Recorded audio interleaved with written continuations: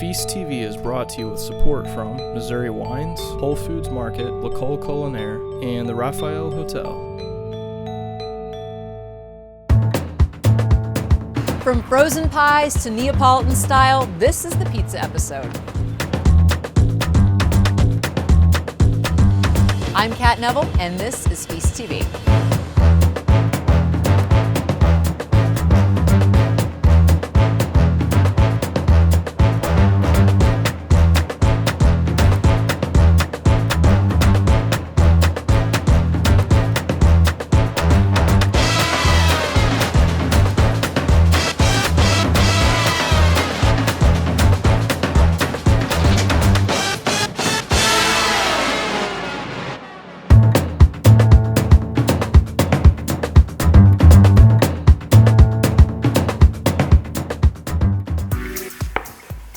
Pizza. It is one of America's favorite foods. It's on dinner tables all across the country all the time. And so we are dedicating this episode to exploring pizza in all of its forms. What I have in front of me is a Dogtown Pizza, which is made in St. Louis, Missouri. And yes, this is a St. Louis style pie, which for those of you who do not live in St. Louis, it's why it's cut into these wonderful little squares. And so to solve the mystery behind what this pizza is made out of, let's head over to Dogtown now. And this is where that fantastic frozen pizza is made. I am here today at Dogtown Pizza with the founder, Rick, who I have known for a number of years. I've actually had the chance to be inside their production facility. It is so fun. All these pizzas are made by hand, and we're gonna show you how they're put together today. So let's head on in. Sounds great. Well, here we are. This is where the magic happens.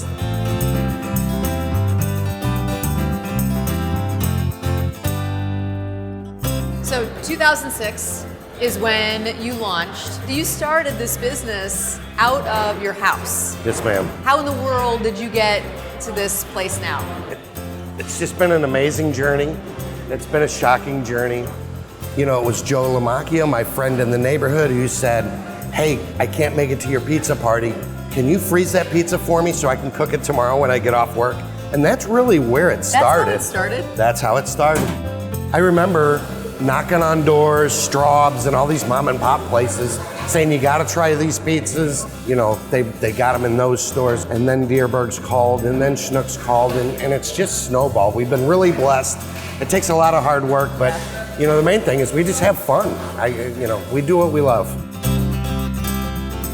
So for those who are not familiar with what St. Louis style pizza is, give us the lowdown. St. Louis style pizza is that real thin and crispy crust, ingredients all the way to the edge, and that wonderful cheese that's smooth and creamy and very meltable. You mean Provel? Yes, ma'am. Okay, if you're not from St. Louis, you don't know what Provel is. Provel is a combination of provolone, white cheddar, smoke Swiss flavoring, and Swiss, and it melts really beautifully. And something we do different with our cheeses, we do blend in a little bit of mozzarella, and we get those cross lovers. Everybody who loves the Provel loves our cheese blend. And some of the people who really aren't used to it, those out-of-towners, they tend to like our cheese blend as well. It was just 5 years ago, we had our record-breaking month. That was when we moved into this building, and we had sold 10,000 pizzas that month. Now, we produce 3,000 every day. So we're doing in between 60 and 70,000 pizzas a month. And that's still staying local. And by hand. All by hand. All the pizzas are made by hand. All made by hand. And to make 3,000 pizzas a day, right, 20 at a time, we have 4 production tables. It's pretty impressive. Well, and in comparison to other frozen pizzas, they're using machines and their machinery can make 16,000 pizzas in 4 hours. Oh my gosh. But that's what you get. You get a machine made. Yeah. There's no love whatsoever. No, that's not what this is. And you work with your family. Yes, my wife has had my back since day one. She's been in the business full time with me, going on 7 years now. I have both of my older sons, one's 20 and one's 22. They're both in the business on a daily basis. It's very rewarding to see not only what the business has morphed into, but what it's done for the family. That's very cool. And so tell me what the varieties are that you're making now. You know, we didn't try and reinvent the wheel, so we do all your basics. You know, we have a sausage, we have a cheese, a pepperoni, a classic veggie pizza. Something unique is our tomato basil garlic. We also have a couple fun pizzas, the hot wing chicken pizza. Our newest pizza, though, is a sweet barbecue chicken pizza. Sweet, really good. spicy. It's great for the springtime, so we're actually gearing up for that. It's the time of the year for that pizza. Nice. Something else I've been wanting to do, and we're starting this year, is we're gonna do some fun limited edition varieties. Keeps everybody on their toes, and we're thrilled about that.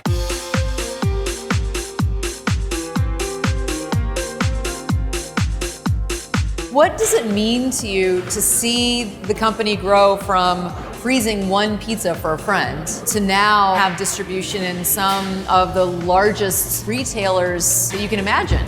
You know, having a good product, having family, and having such a great crew, the only word is rewarding. It's very rewarding.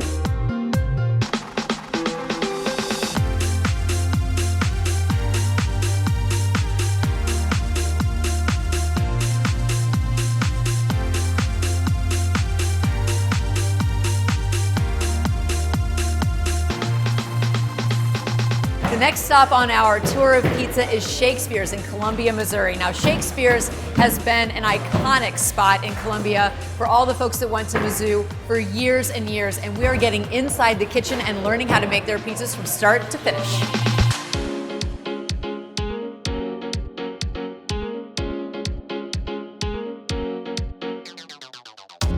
When I think of Columbia, Missouri, I think of Mizzou, but I also think of Shakespeare's Pizza. It's been around since 1973, and everybody who comes into Mizzou or comes through Columbia, they associate Shakespeare's Pizza with what it means to be here. What do you attribute that to? I mean, where does that come from? Well, we hear that a lot, and it's very flattering.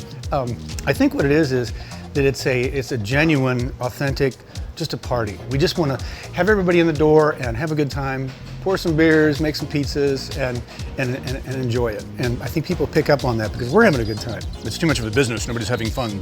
You will have the fun. You can't do that. So I think it's our ability to make that balance there. We get a lot of college students, of course, but no small number of times, Mom and Dad will come down to visit their student, and Dad will say to Bobby, you know, Bobby, we got to go to this restaurant that I used to go to when I went to school at Mizzou. It's really good. And then Bobby says, no, Dad, we got to go to my favorite place. It's a really cool restaurant, and I got to take you there. You're going to love it. Well, it turns out it's the same place, and it's Shakespeare's. Because after all these decades, we're getting generations coming in, and it's just really flattering to see those things. The style of pizza is like classic American hand-tossed pies. Well, pizza is like sandwiches. There's so many different ways you can do it that it encompasses an awful lot of different things. There was another fellow that owned the place at the very beginning, and he sold after a year or two to the current owners who've owned it ever since. And that guy came up with the recipe and the name Shakespeare's Pizza. But where that came from and how that originated is kind of lost in that fog that was the 70s. I think they were up late one night smoking Salems and drinking Frescas or something, but we can't remember where the name of the recipe came from. But it was a good recipe, obviously, and a lot of hard work over many years. A couple decades later, here we are. So what's your favorite? I go through stages. Thick, thin, you know, vegetarian, not. Actually, my favorite pizza is whatever mistake they made and put on the back table, because that's what we eat a lot. I'm about to learn how to make Shakespeare's Pizza. I have to suit up in order to be able to do that, so on goes the bandana. A nice round, yeah, that's good. A little flour. You go up like that. All right. Yeah, you're getting there. Kinda. You're getting there.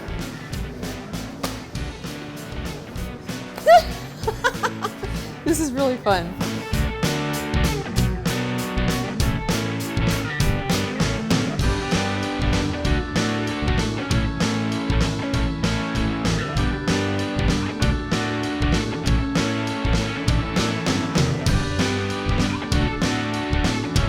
Fabulous. See, that's not perfect, It's thin, it's kind of not much crust there, but there's a lot of crust there, and it's kind of a little bit uneven. That's what we want because it's a homemade, handmade There you go. product. It's So not imperfection a is machine. good. Right, exactly.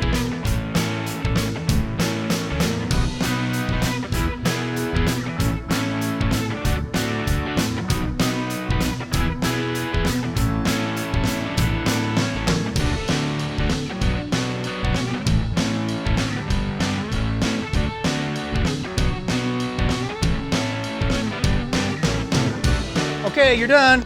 7 minutes, that's not bad. If you can get that down to 2.5, we'll keep you on. Thank you. That is so fun. Yeah. I can't believe it.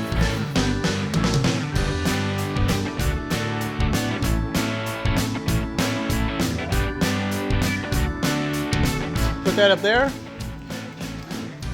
Thank you. It's delicious. Thank you. I'm ready to eat. Can't believe I had a chance to make my very own Shakespeare's pizza. Getting inside of this iconic Columbia landmark has been a really fun experience. So cheers to tradition.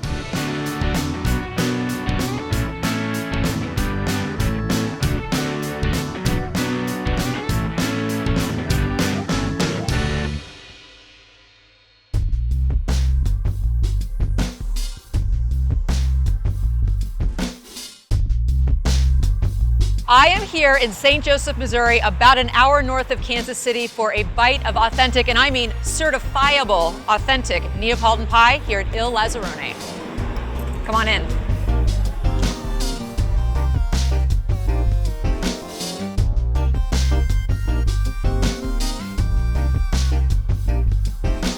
Okay, so first off, the oven. This is kind of the centerpiece of the entire operation. Absolutely. So our oven is built by hand by Mario Acunto. Mario's out of Naples, Italy, and this is actually the first one I'm told that's been imported in the United States. Wow. So this is a 5th generation oven builder. He's 80 years old. Built it by hand from the soil of the base of Mount Vesuvius. So he actually hand cast all the bricks inside of this, manufactured it for us, and I've had probably about a dozen pizza ovens in my life.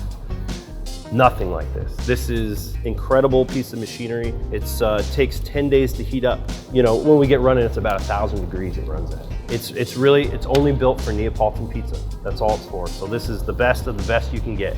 The textures are so completely different from what Americans think of as pizza. Absolutely, we get a lot of, "Sir, you burnt my pizza." And I say, "Ma'am, I spent $30,000 for that char." So I spent years making New York style pizza and love New York style pizza. There needs to be more in the Midwest, but this was so near to my heart, and you know, I was addicted. I thought, well, maybe turn this into a business. Went on a leave of absence at my job. Didn't know Your how real it would job? work. Yes. I was an exercise physiologist at a hospital, and I took a little leave of absence, opened up, and it's been crazy ever since. So we're in St. Joe, but you also Absolutely. have another location in Kansas City. Yep. Why did you decide to open up here in St. Joseph? Well, I tell you what, coming from New York to St. Joseph was a very big culture shock for me, especially pizza-wise, but you know, food in general. Came out here and there's 4 or 5 owner-operated restaurants. It's many, many chain restaurants. And the passion just wasn't there, and it really saddened me.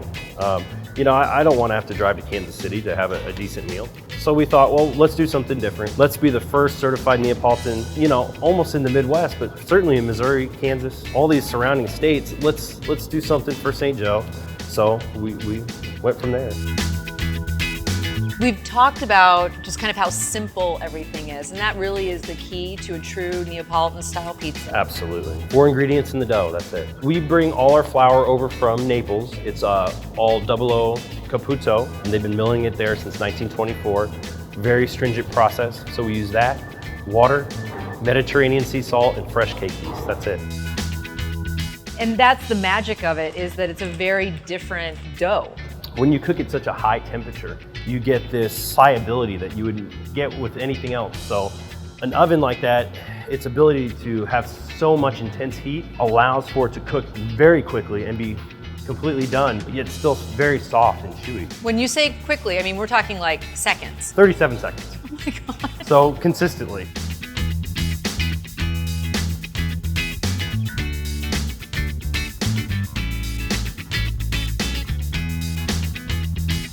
You mentioned that you're certified. Sure. Who certifies you? What does that mean? What do you have to do? So in Naples, you know, they get very It's Italy. Everything is certified. They get very passionate, a little bit offended about people saying, hey, we're Neapolitan. A couple decades ago, they got together and they said, let's define Neapolitan pizza. Let's make you get a license for it when you want to open in business. So the Verace Pizza Neapolitan Association came together. It's a part of the agriculture department of Naples. And you have to follow their 56-page law book. Seriously? Yes, they fly over, they inspect, and then you're certified. Wow. So we're number, I believe, 506 in the world. So most are in Naples. I mean, there's like 375 in Naples. So why was it important for you? Because the average person coming off the street isn't necessarily going to understand what that means. Absolutely, absolutely. I'm just passionate about the historical value, the preservation of a food product that's been around for so long. They invented pizza. It's the first pizza there is. You know, it's just preserving a piece of time where something was simple, pure, natural, and creating it exactly the same way that they would then. Okay, so show me how you make these pizzas. All right, we do everything by hand, and that's by law, of course. So we're just manipulating the air from the center to the rim, so we have a nice rise in the crust. This is a 4-ounce fresh mozzarella overleaning. So Love fresh mozzarella. Yeah, this is just a cow's milk mozzarella, extra virgin olive oil, first cold press. This one's gonna get some fresh basil, some sea salt, thick cut applewood smoked bacon, and we're gonna do some fresh garlic. Is this the crepe pizza? Yeah, crepa, so it's a big crowd pleaser. We finish it with a nice aged Modena balsamic, so it's very sweet, very savory as well. And we're gonna make our traditional marinara pizza. And this is very light application. Neapolitan pizza is always gonna be lightly topped. Nothing should overpower anything else. That's your marinara. Looks like nothing, but it's the most flavorful pizza I've ever had. Normal pizza makes you feel heavy or full. Not this. No stuffed crust? No. My employees will try stuff like that, and I have to lay them off for a little bit when they do It's against the law. That's right, that's right. We put them in jail for a while. Got our fresh ovellini, our fresh basil, our sea salt, olive oil. I'm just gonna grab a little pecorino romano. This is our margherita pizza. That is gorgeous. Eric. I know. Oh. They're ready to go in the oven, so. I love it.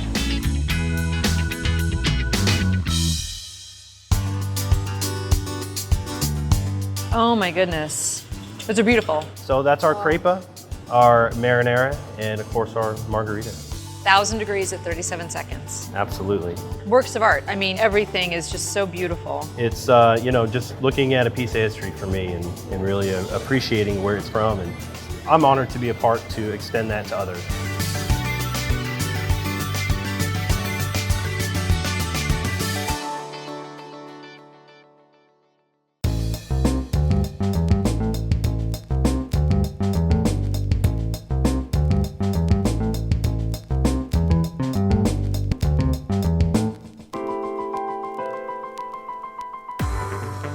As we've seen from this amazing pizza episode, there are lots of different ways to approach this American classic. I know, pizza is Italian, but really it's an American food. And a lot of times you don't necessarily feel like ordering out for pizza or going out for pizza, and you want to make something yourself at home. So what I'm going to show you how to make today is a calzone. Now, of course, a calzone is kind of like a pizza pocket, and what's great about this recipe is that you can make and then freeze the dough itself for future use, but you can also freeze those calzones that are already baked and finished, and that makes it a super quick and easy weeknight meal that you don't have to order out for. So we're gonna get started on the dough. You want a very large bowl, and into the bowl, I'm going to put 1 tablespoon of active dry yeast, just 1 teaspoon of sugar, and then 2 cups of warm water. Now the water needs to be between 105 and 115 degrees. If it's too low, the yeast won't be activated. If it's too high, then the water will kill the yeast. So it's really important to make sure that you hit that temperature. And then I'm gonna stir in 2 cups of just all-purpose flour. The recipe calls for up to 5.5 cups of flour, and so once this initial 2 cups is fully incorporated, what I'm gonna do is gradually add in another 1.5 cups and keep stirring until the dough won't take anymore. Feeling like it's time to go ahead and knead this. It's soft and it's not terribly sticky. So before I turn this out onto the counter, I'm gonna add in a tablespoon of olive oil and then just a little bit of salt. And stir that up. And what I'm doing is I'm giving it a quarter turn and I'm folding it in and then I'm pushing it with the heel of my hand. All in all, you probably wanna need about 5-6 minutes because we're developing the gluten. We're making it like a beautifully elastic dough.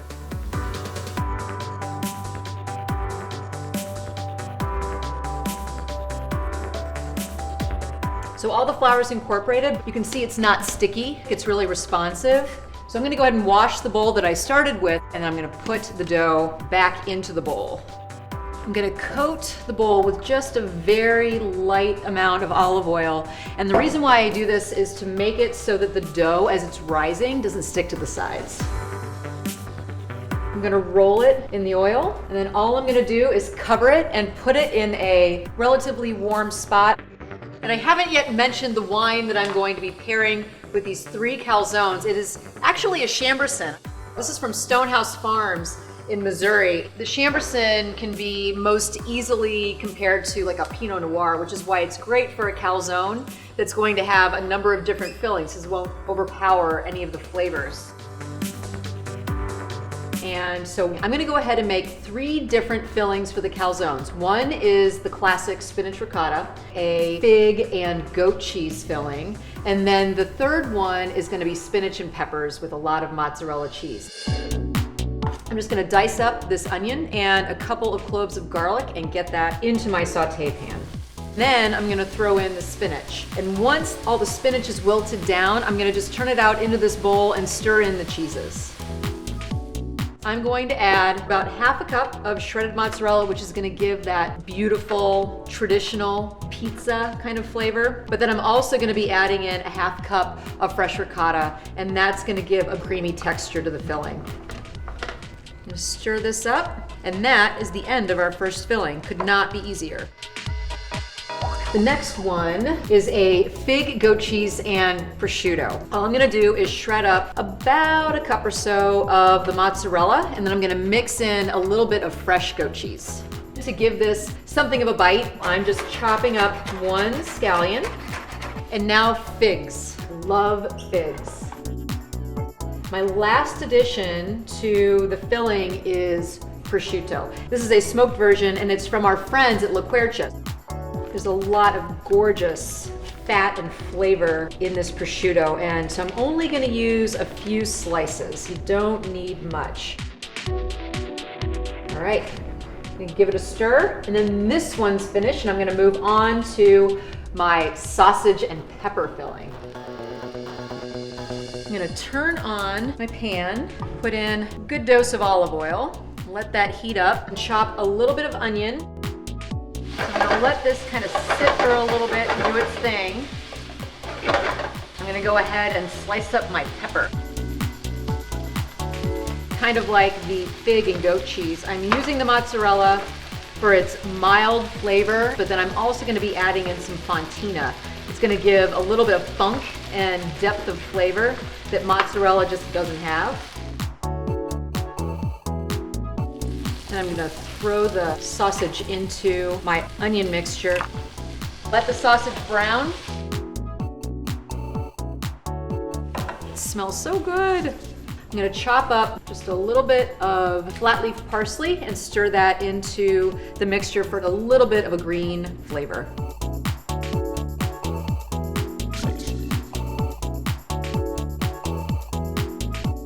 Time for the big reveal. The dough has risen beautifully. Okay, punch it down. Look at that, it just immediately deflates. All I need to do now is divide this bad boy into 10 equal portions. And then I'm gonna cover it and let it rest for 10 minutes, and then we'll roll it out and stuff these. I'm just gonna go ahead and roll this out into a circle. And I'm looking for it to be about 6-7 inches in diameter. What we're gonna do is we're gonna fill half of the dough, and then we're gonna fold it over. So you wanna make sure that it's big enough that you have a little bit of extra room to be able to kind of fold all the edges and crimp them. I'm gonna fill this with our fig mixture. Now this one does not get any tomato sauce. The other ones will. I'm gonna fold this guy over, and then I have all this nice extra dough on the side, and I roll it up. Okay. First calzone is finished. Now what I'm gonna do is cut a few slits into the surface, and I am gonna go ahead and transfer this to the parchment paper. So next up, the sausage filling. Now this is canned tomato sauce, and put just a tiny bit, just for the flavor. My gorgeous sausage and pepper filling, yum. And for our third, the classic spinach and ricotta filling. There we go.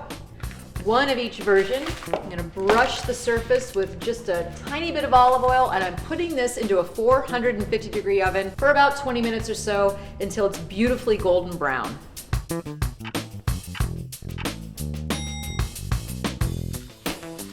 Fresh out of the oven. These guys really look fantastic. The crust is beautifully browned.